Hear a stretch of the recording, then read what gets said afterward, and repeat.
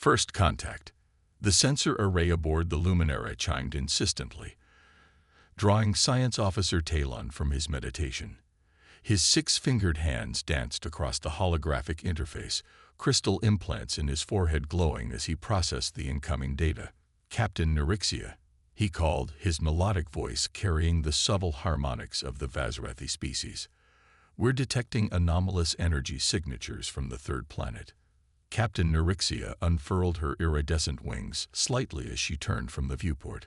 A veteran of the Galactic Survey Corps, with 30 cycles of exploration behind her, she developed an instinct for trouble. Something about this discovery made her vestigial gill slits flutter. "Specify anomalous, Science Officer," she commanded, moving to his station with graceful strides. "The readings suggest controlled fusion, possibly even antimatter containment," Talon replied, his normally impassive face showing concern. "But that's impossible. According to our records, this system should be uninhabited. The radiation levels on that planet would be lethal to most known species." Navigation Officer Krell, a hulking Drakari with chitinous armor covering his vital areas, joined them at the console.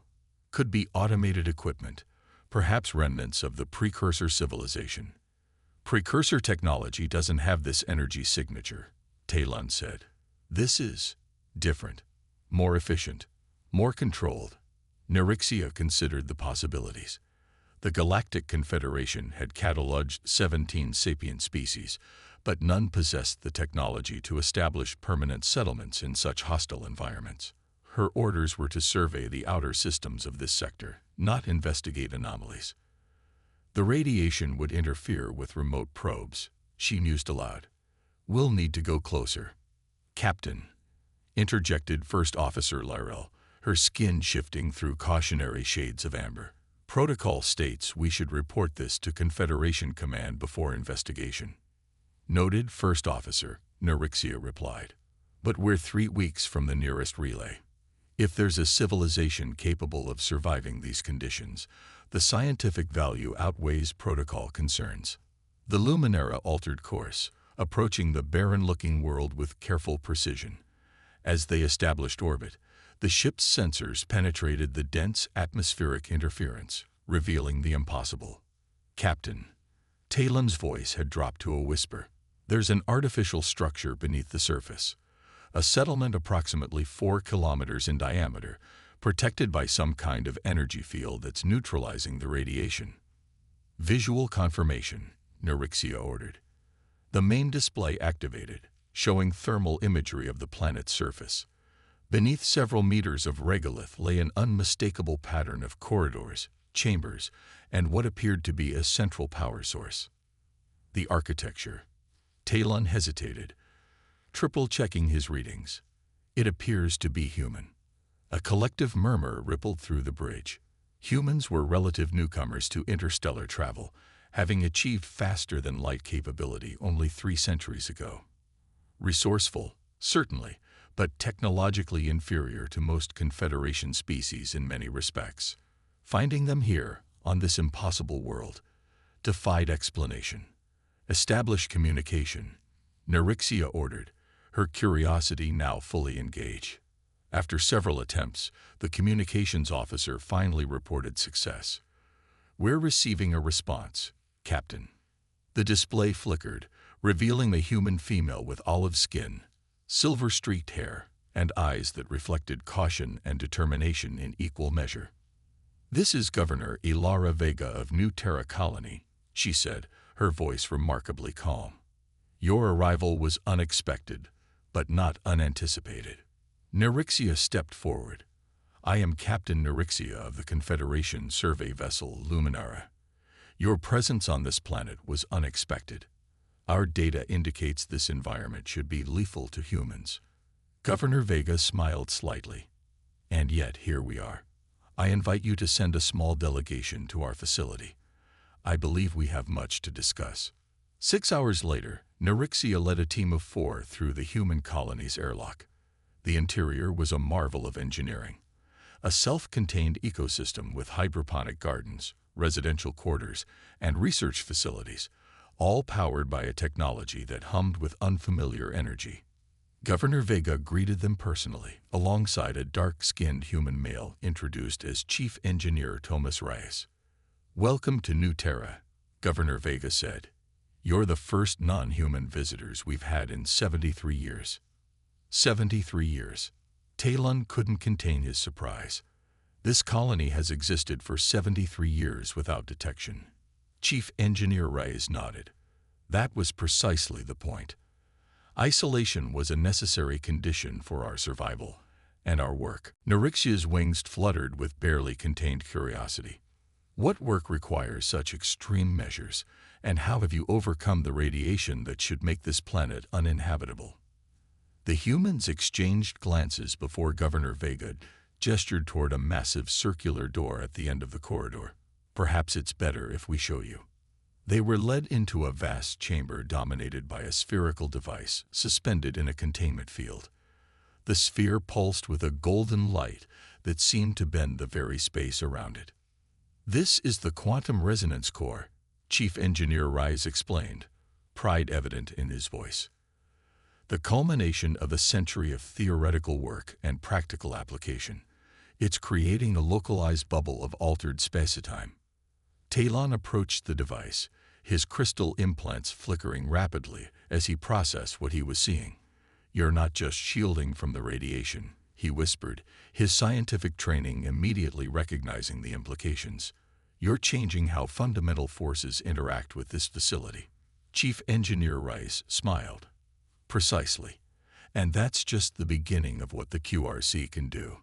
As they toured the facility, the humans gradually revealed more. New Terra wasn't merely a scientific outpost. It was a refuge, established in secret after a political schism nearly destroyed human civilization. "We were the losers in the Unification War," Governor Vega explained as they gathered in a conference room.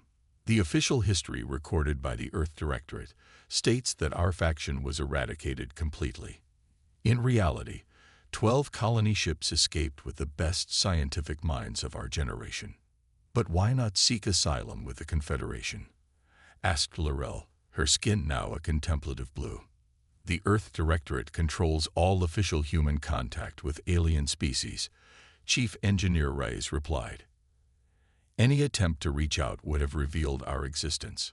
So you chose this inhospitable world deliberately," Neurixia realized.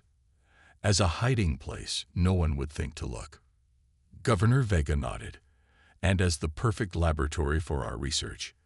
The extreme conditions forced us to innovate or die. Over 3 generations, we've developed technologies that," she hesitated, "that we believe surpass anything currently known to the Confederation."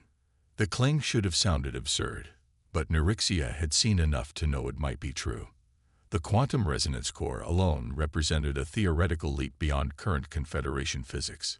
"If what you say is true," Neurixia said carefully, "why reveal yourselves to us now? You could have hidden or destroyed us before we detected you." A shadow passed over Governor Vega's face. "Because the universe has become more dangerous than you know. We've detected something moving through the neighboring systems, something neither human nor Confederation." She activated a holographic display, showing the progressive disappearance of several star systems at the edge of charted space. "We call them the Void. They exist partially outside normal spacetime, virtually undetectable until they've already begun to consume a system. Conventional weapons and defenses are useless against them. If this threat is real," Neurixia said, "why haven't you shared this information with the Earth Directorate or the Confederation? The Earth Directorate would see us as traitors and rebels first, regardless of the evidence we present," Chief Engineer Reyes explained. "As for the Confederation, would you believe warnings about invisible world eaters from a splinter group of humans living on an impossible world?" Before Neurixia could respond, an alarm sounded throughout the facility, bathing the corridors in pulsing red light. "What's happening?" she demanded.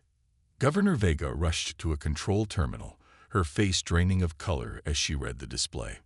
"They found us. Ships entering the system. 5 of them. Configuration unknown." Chief Engineer Reyes looked grim. Not human, not Confederation. The void? Asked Talon, crystal implants pulsing with alarm. Worse, Governor Vega replied. They're heralds, beings from worlds already consumed who now seek out new targets for their masters. Nerixia made a swift decision. My ship will assist in your defense. The governor's eyes showed surprise, then gratitude. Your vessel is in danger, Captain. The heralds will destroy anything that might alert others to their presence. Then we'll evacuate your people too. There's no time. Governor Vega interrupted. And we won't abandon New Terra. This colony is humanity's last, best hope. She turned to Chief Engineer Reyes. Prepare the quantum resonance core for offensive deployment. Offensive deployment? Nerixia questioned. I thought it was a protective shield. A grim smile crossed Governor Vega's face. That's just one of its applications, Captain. Now you'll see what humanity can really do when pushed to the edge of extinction. As alarms continued to sound and colonists rushed to battle stations with practiced efficiency, Nerixia realized that her discovery of this forgotten human colony was about to change everything. For her crew, for the Confederation, and perhaps for the fate of the galaxy itself. The revelation. The command center of New Terra hummed with tense activity as holographic displays tracked the approaching vessels. Captain Nerixia watched as humans worked with a coordination and focus that reminded her of the legendary Vazrathi battle meditation. 5 vessels, configuration unknown, reported a young human officer. Estimated time to weapons range, 18 minutes. Governor Vega turned to Chief Engineer Reyes. Status of the QRC offensive configuration. Energy levels at 87% and rising. He replied, fingers dancing across his console. We'll reach deployment threshold in 12 minutes. Nerixia activated her communicator. Luminara, this is the captain. Battle stations. Prepare defensive measures but do not engage without my direct order. Acknowledged, Captain, came the voice of First Officer Lyrell. The unknown vessels are ignoring our hails. They appear to be focusing scanning protocols on the planet's surface. Talon approached with a portable scanner, his normally calm demeanor replaced by scientific excitement. Captain, I've been analyzing the quantum resonance core. The principles are extraordinary.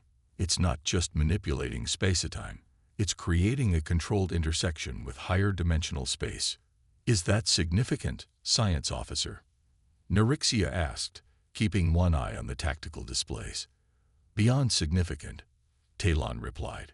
Confederation physicists have theorized about such technology for centuries, but considered it impossible to implement. The power requirements alone should be. We have something your Confederation doesn't, interrupted Dr. Sophia Chen, the colony's lead physicist who had joined them minutes earlier. Necessity is a powerful motivator. Nerixia regarded the human scientist with newfound respect. Your people have accomplished much in isolation. Not isolation, Dr. Chen corrected. Freedom, without the political constraints of Earth or the conservative scientific consensus of the Confederation. We've pursued avenues of research others dismissed as impossible. Chief Engineer Reyes called out from his station. Governor, we've completed analysis of the approaching vessels. They match the configuration from the Proxima Centauri incident. Governor Vega's expression darkened. Are you certain? The energy signatures are identical. These are definitely heralds. Nerixia stepped closer to the governor. You've encountered these beings before. A heavy silence fell before Governor Vega nodded slowly. 3 years ago, we had established an automated research outpost in the Proxima Centauri system. These same ships appeared, surrounded our facility, and transformed it. The outpost didn't just stop transmitting. It vanished from our sensors, replaced by something that emitted no recognizable energy signature. The crew? Asked Lyrell, her skin now a somber gray. Lost, replied Dr. Chen softly. All 23 researchers. But before communication cut, they transmitted data about the transformation process. She activated a holographic display showing microscopic structures that seemed to shift between solid matter and energy. The heralds deploy these nanoscopic converters. They don't destroy matter. They alter its fundamental properties, creating a bridge to whatever exists beyond our universe, the void. Talon studied the images with growing alarm. This technology violates every principle of quantum mechanics we understand. Exactly, Dr. Chen confirmed. Because it operates on principles we don't yet comprehend. The heralds aren't just enemies. They're emissaries of something that exists outside our concept of reality. 10 minutes to weapons range, announced the tactical officer. Governor Vega straightened her shoulders. Dr. Chen, show our guests the archives. They need to understand what we're truly facing. She turned to Chief Engineer Reyes. I'll supervise the QRC deployment. Dr. Chen led Nerixia, Talon, and Lyrel deeper into the colony, past layers of security to a chamber marked simply memory. After we escaped Earth during the Unification War, Dr. Chen explained as they walked, our founders made a discovery that changed our understanding of everything. The chamber they entered was circular, its walls lined with ancient-looking stone artifacts covered in symbols that matched no known language. At the center stood a crystalline object approximately 2 meters tall. This is the monolith, Dr. Chen said reverently. Found buried beneath the surface of Mars during the last days of the war. The Earth Directorate was too busy consolidating power to notice its disappearance. What is it? Nerixia asked, approaching the crystal structure. It seemed to shimmer with internal light that responded to her proximity. A message, Dr. Chen replied, from a civilization that predates all known species in this galaxy. We call them the Architects. Talon's crystal implants flared with excitement. The Confederation has legends of a precursor species, but little concrete evidence. This is more than evidence, Dr. Chen interrupted. The monolith contains technical specifications, historical records, and warnings. She activated a control panel, and the crystal projected a three-dimensional star map of the galaxy. According to the data we've decoded, the Architects reached a technological plateau similar to where the Confederation is now. Then they encountered the void. Red markers appeared across the map, spreading like an infection. The void isn't a species. It's a phenomenon, a cosmic force that seeks to convert our universe to match its own incomprehensible state of existence. If this civilization was so advanced, how were they defeated? Lyrel asked. They weren't defeated all at once, Dr. Chen explained. The void operates on a timescale of millennia. The Architects fought back with increasingly desperate measures, eventually developing what they called resonance technology, manipulating the fundamental frequency of space-time itself. Nerixia looked back toward the direction of the colony center, the quantum resonance core. Dr. Chen nodded. Our version is primitive compared to what the Architects achieved, but it's based on the same principles.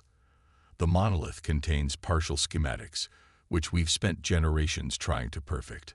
But why keep this secret from the rest of humanity, from the Confederation? Nerixia pressed. If the threat is real, politics, Dr. Chen said simply. The Earth Directorate would weaponize this technology instantly. The Confederation would debate for decades while imposing restrictions that would hamper development. Meanwhile, the void continues its slow advance. Nerixia's communicator activated with Reyes's urgent voice. Doctor, bring them back immediately. The heralds have accelerated. They'll reach weapons range in 2 minutes. As they hurried back to the command center, Nerixia felt a growing certainty that her discovery of this human colony would alter the course of galactic history. The technology these humans had developed, born from desperation and fueled by the Architects' ancient knowledge, represented a paradigm shift that the Confederation was unprepared for. They reached the command center as the first impacts shook the colony. They're targeting the surface above us, Governor Vega reported calmly. Standard bombardment pattern, attempting to breach our shield. On the main display, the 5 herald ships, black, angular vessels that seemed to absorb rather than reflect light, maintained a perfect formation as they fired energy weapons unlike anything in the Confederation arsenal. Luminara reports their shields are holding, Laurel said, but the energy signatures from those weapons are like nothing they've encountered. QRC at full power, Chief Engineer Rice announced. Resonance field stabilized. Governor Vega met Neurixia's eyes. Captain, we're about to engage our primary defense system. You should know that what you're about to witness goes beyond anything your Confederation has achieved. Once this knowledge exists, it cannot be unknown. Neurixia understood the implication. After this, she would have to decide whether to report this colony's existence and technology to Confederation authorities, potentially exposing these humans to political forces they had fled generations ago.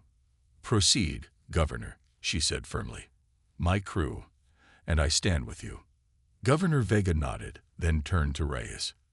Initiate phase inversion. The engineer activated a sequence of commands. The lights throughout the facility dimmed momentarily as power redirected to the quantum resonance core. On the tactical display, a wave of golden energy expanded from the colony, engulfing the Herald ships. For a moment, nothing seemed to happen. Then the vessels began to distort, their perfect formation wavering. The phase inversion creates a bubble of altered space-time, Dr. Chen explained. Within that bubble, the rules of physics shift slightly. Their technology, designed to function under normal universal constants, begins to fail. One of the Herald ships twisted in a way that defied Euclidean geometry, its hull seeming to fold in on itself before vanishing entirely. Where did it go?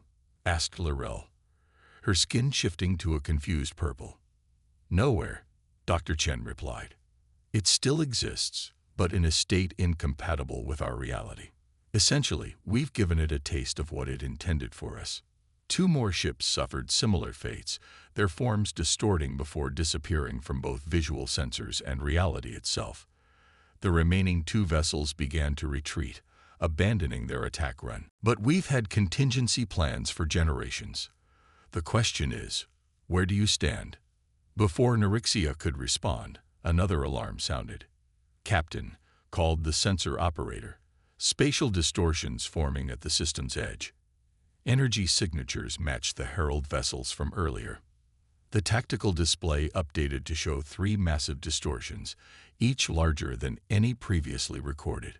From within these wounds in reality emerged dozens of the black angular Herald ships. It's a full invasion force, Governor Vega said, her voice steady despite the dire implications. The Heralds must have decided our technology represents too great a threat to be left unchecked. Neurixia felt the weight of history pressing upon her. In this moment, facing threats from both known and unknown quarters, her decision would shape the future of multiple civilizations. Governor Vega, she said formally, on behalf of the Luminara and her crew, I request permission to coordinate with New Terra's defense forces against this existential threat. Relief washed over the governor's face. Permission granted, Captain, and welcome to the real war, the one that's been ongoing for millennia while the rest of the galaxy remained oblivious. As the Herald ships accelerated toward the planet, the approaching Confederation Earth Directorate fleet also detected the anomalies and altered course. We're receiving a priority transmission from the Confederation flagship, reported the communications officer. The screen split to show the stern visage of Admiral Genfar, a veteran Brakeri commander known for his inflexible adherence to protocol. Captain Neurixia, he began without preamble. Your vessel has violated authorized patrol parameters. You will withdraw from orbit immediately and prepare for inspection. Admiral, Neurixia replied calmly, we are facing an imminent attack by unknown hostile forces. I respectfully suggest we address that threat before discussing procedural violations. The Admiral's compound eyes narrowed. Your sensors must be malfunctioning. Our scans show no. His words trailed off as someone off-screen urgently communicated with him. When he returned his attention to the transmission, his mandibles were twitching with alarm. What are these readings? What have you discovered, Captain? The enemy of all living things in this galaxy, Admiral, Nerixia answered. I suggest an immediate conference with the human colony on the planet's surface. They have experience fighting these entities. Human colony. That's impossible. This planet is. With respect, Admiral, nothing here is impossible, only unexpected. And we have approximately 8 minutes before those Herald ships reach weapons range. The next few minutes were a flurry of tense negotiations and tactical planning. Against his better judgment, Admiral Genfar agreed to a joint defense operation, coordinating the Confederation vessels with both the Luminera and New Terra's surface-based weapons. On the colony's command center, Captain Nerixia stood alongside Governor Vega as they addressed the combined forces. The Herald's primary objective will be the Quantum Resonance Core, Governor Vega explained to the assembled commanders. It represents the only technology in this system capable of affecting them at a fundamental level. Admiral Genfar, who had transported down with a security detail, studied the tactical displays with professional interest. Your technology violates at least 7 Confederation protocols, he noted. Which won't matter if we're all converted to whatever state of existence the Void prefers, Governor Vega countered. Admiral, I understand your position. But right now, survival takes precedence over politics. Before the Admiral could respond, the tactical officer called out, Herald fleet accelerating. They'll reach weapons range in 2 minutes. Chief Engineer Rice approached urgently. Governor, the QRC is at full capacity, but we've never attempted to generate a phase inversion field large enough to encompass an entire fleet. Can it be done? Nerixia asked. Dr. Chen joined them, her expression troubled. Theoretically, yes, but the power requirements would consume our reserves entirely. If it fails, we'll have no secondary options. Admiral Genfar stepped forward. What if you had additional power sources? All eyes turned to the Drakari commander. Our flagship carries an experimental antimatter reactor, he continued. If we could synchronize its output with your core, that might work. Chief Engineer Rice said, calculations already running through his mind. But we'd need to establish a direct power transfer link, and our systems aren't compatible with Confederation technology. They don't need to be, Talon interjected, his crystal implants flashing with inspiration. If we modulate the energy through a quantum entanglement buffer, using the principles from the architect's schematics. Dr. Chen finished, excitement building in her voice. Yes, that could work. As the scientific and engineering teams from both factions scrambled to implement this desperate plan, the Herald fleet launched its first attack. Energy weapons of impossible design lanced down from orbit, striking the planet's surface with devastating force. Shield integrity at 70%, reported a colony technician. Direct hits on sectors 3 and 7. The Confederation and Earth Directorate ships moved into defensive positions, their conventional weapons blazing against the Herald vessels. Some impacts seemed to affect the black ships, but many simply passed through as if striking shadows rather than solid matter. Conventional weapons are only partially effective. Admiral Genfar noted grimly. We need your resonance technology operational. Working on it, Governor Vega replied tersely. Rise, status. Entanglement buffer established. The chief engineer called from his workstation. Beginning power transfer from the Confederation flagship. Now. The lights throughout the colony dimmed momentarily as the quantum resonance core began to draw power from both local and external sources. The massive sphere at the colony's heart pulsed with increasing intensity, golden light bleeding through the network of conduits that connected it to the surface. Herald vessels have breached the upper atmosphere, reported the tactical officer. Confederation ships SV-7 and DX-3 have been disabled. Earth Directorate cruiser Hawking reports critical damage. On the tactical display, the battle in orbit was clearly turning against the defenders. The Herald ships moved with impossible precision, their weapons bypassing shields to strike directly at vital systems. QRC at 120% capacity, announced Chief Engineer Reyes, strain evident in his voice. Field harmonics stable but approaching theoretical limits. Now or never, Governor Vega decided. Initiate phase inversion. The command was given, and for a moment, nothing seemed to happen. Then, like a silent tsunami, a wave of golden energy expanded from the colony, rising through the atmosphere and into space. On the tactical display, they watched as the wave engulfed first the nearest Herald ships, then continued outward to encompass the entire fleet. The black vessels began to distort, their perfect formations breaking apart as the altered physics disrupted their exotic technology. "It's working," Dr. Chen whispered, eyes fixed on the readings. "The phase inversion is affecting their entire fleet." Ship after ship twisted in impossible ways before vanishing from both sensors and normal space. Others seemed to fragment, their structures disintegrating into particles that scattered across the altered region of space-time. "Power levels dropping," warned Chief Engineer Reyes. "The entanglement buffer is destabilizing." "Reroute emergency reserves," ordered Governor Vega. "We need to maintain the field until—" A massive surge of energy cascaded through the system. The quantum resonance core flared blindingly, then settled into a steady, pulsing rhythm as the entanglement buffer reinitiated. "What happened?" demanded Neurixia. Admiral Genfar's voice came through the communication system. "We've engaged our secondary reactors and dedicated all power to your core." "Finish this, Governor." With the additional power, the phase inversion field expanded to its maximum radius, engulfing the remaining Herald ships. One by one, they distorted and vanished, until only a single massive vessel remained, presumably the command ship. "That one's resistant," noted Dr. Chen, studying the readings. "It must have adaptive shielding." "Then we adapt as well," Governor Vega decided. "Reyes, initiate Resonance Protocol Omega." The chief engineer looked stunned. "Governor, that's never been tested outside simulation.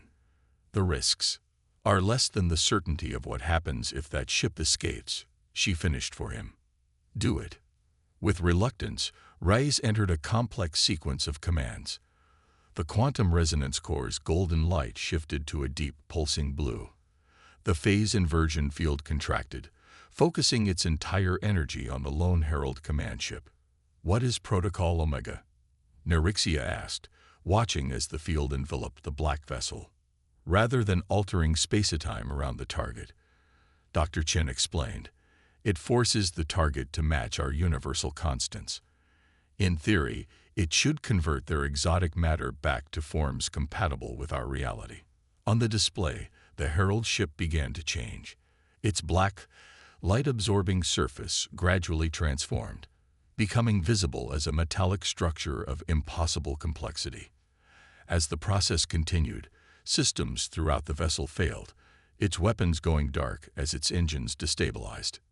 "It's working," Governor Vega breathed. "We're converting it." The process completed with a flash of energy that temporarily blinded.